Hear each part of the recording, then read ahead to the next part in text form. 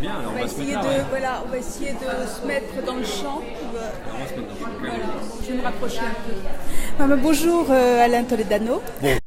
Je suis ravie de vous voir ici.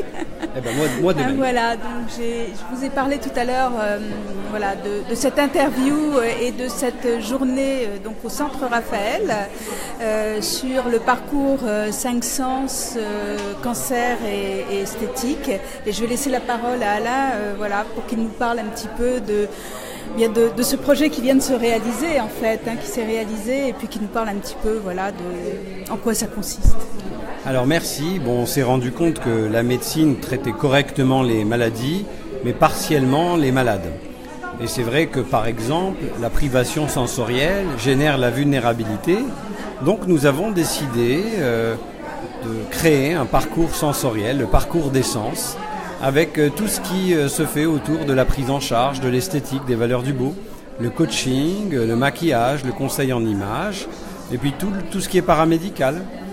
Le yoga, l'acupuncture, la sophrologie.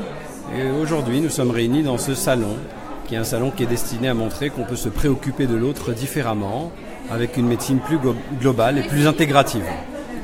Et en fait, les femmes vont pouvoir se rendre où exactement ? Ça va se passer comment en fait pour la suite ? Alors pour l'instant, ce sont nos associations qui portent le projet, qui se déploient sur plusieurs lieux. Et l'année prochaine, nous aurons un lieu unique qu'on a appelé la Maison de l'après-cancer Institut Raphaël, qui va émerger au printemps 2018. Et on va pouvoir exercer en équipe tous les acteurs de santé, médicaux, paramédicaux, avec une salle de sport, un salon d'esthétique, une école nutrition, santé, bien-être, et que tout le monde puisse, se préoccuper de l'autre, mais de façon à plusieurs dimensions.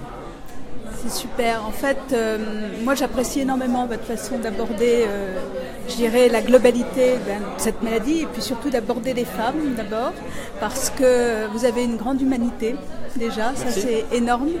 Et puis, en fait je dis ça parce qu'aujourd'hui j'ai lu un article sur un médecin qui est aussi cancérologue, qui est chirurgien et qui a parlé très durement en fait de son métier mais aussi de l'approche au niveau des femmes et de ce que l'on pouvait faire, à côté. Et j'étais un petit peu choquée par cet article et de rencontrer des gens comme vous, ça fait du bien. Merci. Ce qu'on espère, c'est effectivement que le médecin soit ce qu'il est, c'est-à-dire un seul maillon d'une chaîne multiple, avec beaucoup de gens autour, chacun avec son expertise, et qu'on puisse travailler tous ensemble pour que les patients soient comblés sur le plan de la réhabilitation, le retour à l'emploi, la sexualité, la gestion du traumatisme qu'a induit la maladie, la gestion de cette fragilité, de la rupture psychosociale. Donc on doit remettre en question notre médecine et élargir les équipes de soins, et qu'elles soient pluriprofessionnelles. Bien, écoutez, merci beaucoup et puis alors good luck pour l'association et puis pour la suite. Merci beaucoup. Merci.